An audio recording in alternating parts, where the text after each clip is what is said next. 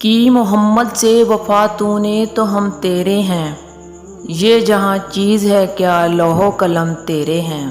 آج کی اس ویڈیو میں ہم پیش کرنے جا رہے ہیں ایک ایسا واقعہ جسے سن کر آپ کا ایمان تازہ ہو جائے گا۔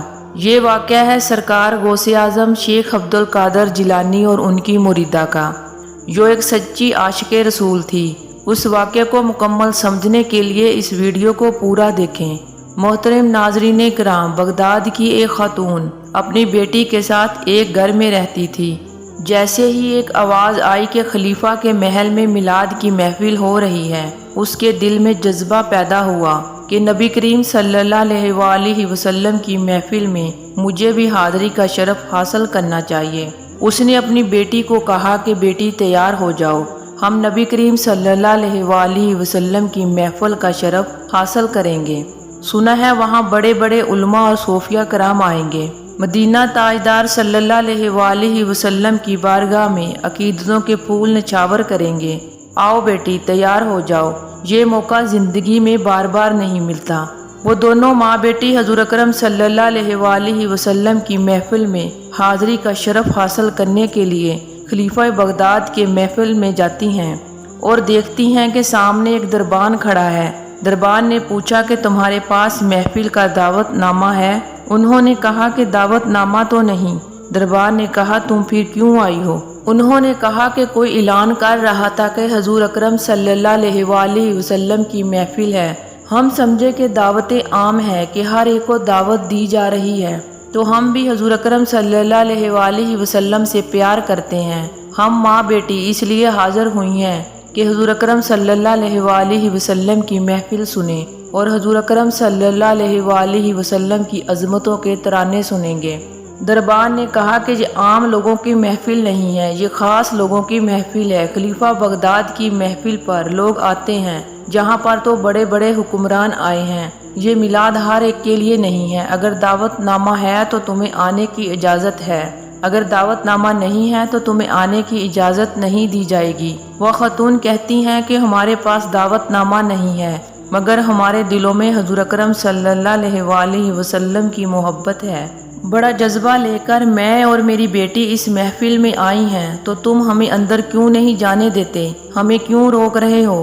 دربان نے کہا تمہیں اندر جانے کی اجازت نہیں ہے۔ وہ خاتون پریشان ہو گئی اور رنجیدہ ہو کر واپس اپنے گھر کی طرف چلی گئی۔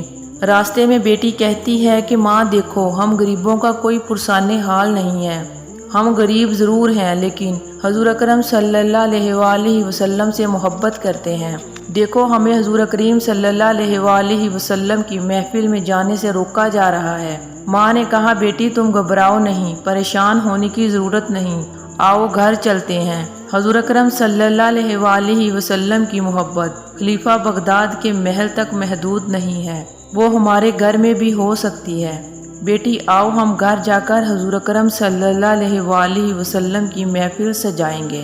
بیٹی کہتی ہے نبی کریم صلی اللہ علیہ وآلہ وسلم کی محفل ہم دونوں ماں بیٹی کیسے منائیں گے؟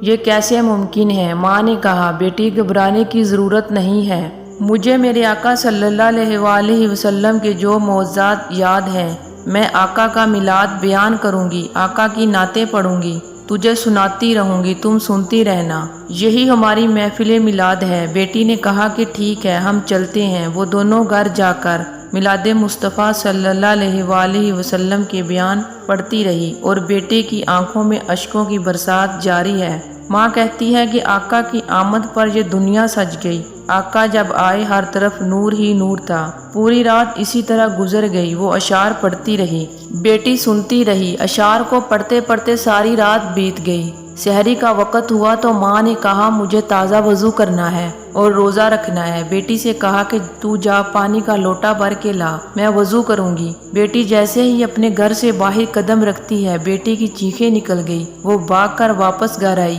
ماں کہتی ہے بیٹی تجھے کس چیز نے ڈرایا ہے؟ تو بیٹی اتنی پریشان کیوں ہو گئی ہے؟ بیٹی نے کہا کہ ماں دیکھو باہر کون آیا ہے، ایک سفید پوش بزرگ آئے ہیں، نورانی چہرے والے بزرگ ہیں، ماں آ کر دیکھو تو صحیح۔ ماں نے کہا کہ ہم غریبوں کے کچے مکان میں کون آئے گا، ہمیں हमें तो अमीर लोग अपनी महफिल में नहीं जाने देते, कोई हमारी महफिल में कैसे आएगा। बेटी ने कहा, माँ बाहर आकर देखो तो सही कि कौन आया है। माँ फौरन बाहर आई तो माँ देखती है कि गौसे आजम दस्तगीर रहमत वाले आए हैं। माँ कहती है, गौसे आजम रहमत वाले, आप हमारी महफिल में कैसे आए हैं, ये कैसे हुआ। वो औरत देखती है, सरकार रहमत वाले हमारी महफिल में आए हैं, आपकी हमारे कच्चे मकान में आमद हुई है, ये कैसे मुमकिन है, कैसे आना हुआ, और हमारी दहलीज को बार बार चूम क्यों रहे हैं। सरकार गौसे आजम शेख अब्दुल कादिर जिलानी ने कहा कि मैं तुम्हारी दहलीज को नहीं चूम रहा, अरे देखती नहीं, अभी मदीने वाले आए थे, कौनैन के वाली आए थे,